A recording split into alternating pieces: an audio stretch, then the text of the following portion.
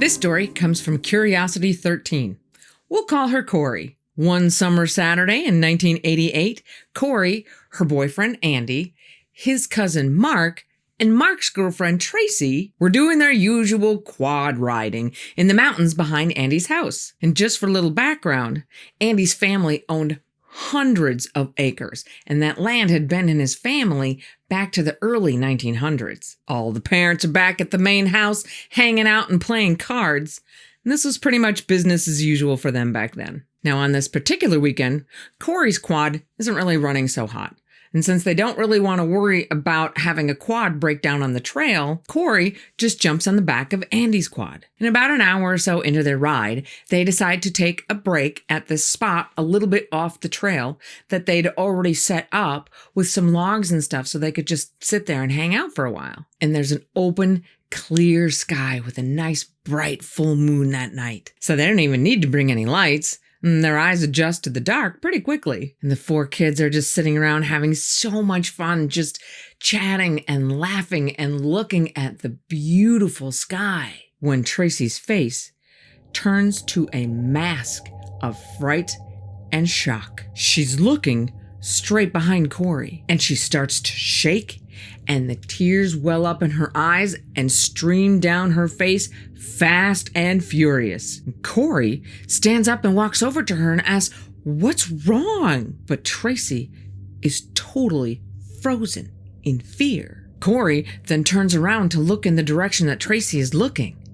And that's when she sees it. And she stands straight up and moves a little bit in front of Tracy and grabs Andy and points to the tree line. Andy's eyes follow where Corey is pointing, and Andy's eyes grow huge as he spots it. So then he grabs Mark and points to the tree line so Mark can see it. They all see what Tracy sees. It has a big, husky body, kind of like a bear, but not a bear. Its head looks like something you would expect to see on a caveman, but it's on all fours and has legs like a horse. It's super weird. It's like nothing on this thing belongs with the rest of it. Like it morphed into all these things in a confused sort of way. And the eyes seem like they're glowing blue, like a blue flame. Needless to say, they are all terrified. This thing starts to growl at them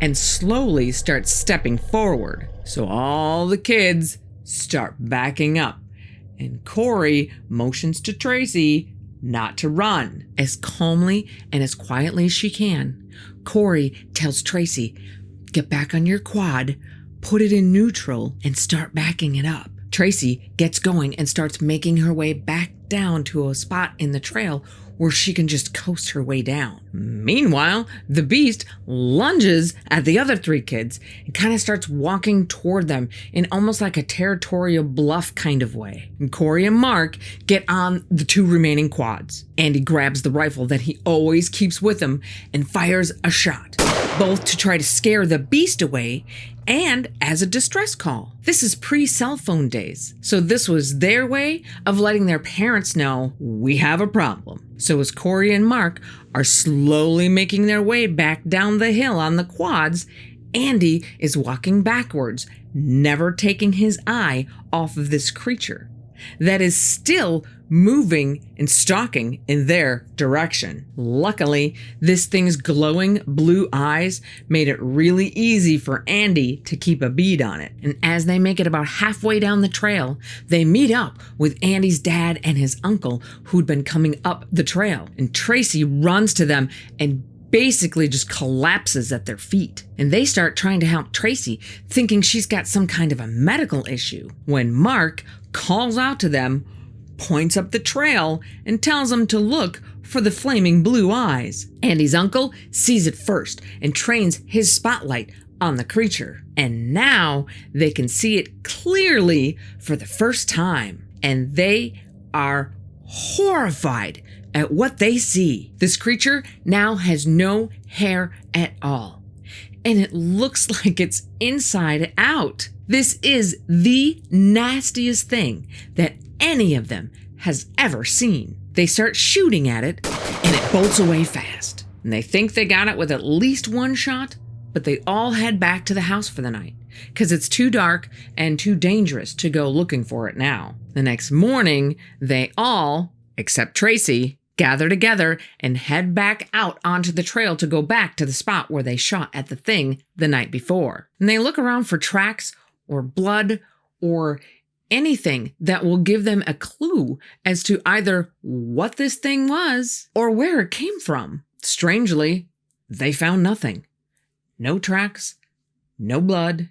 It was as if the creature were never there, even though they all saw it with their own eyes. And according to Corey, Tracy was way too terrified to ever go back out on those trails again. But Corey, well, she's always been fascinated with things of the strange, dark, and mysterious variety. She says she was mesmerized the whole time she was looking at that thing. And she truly believes it was some kind of demon or goblin or whatever word you want to give it.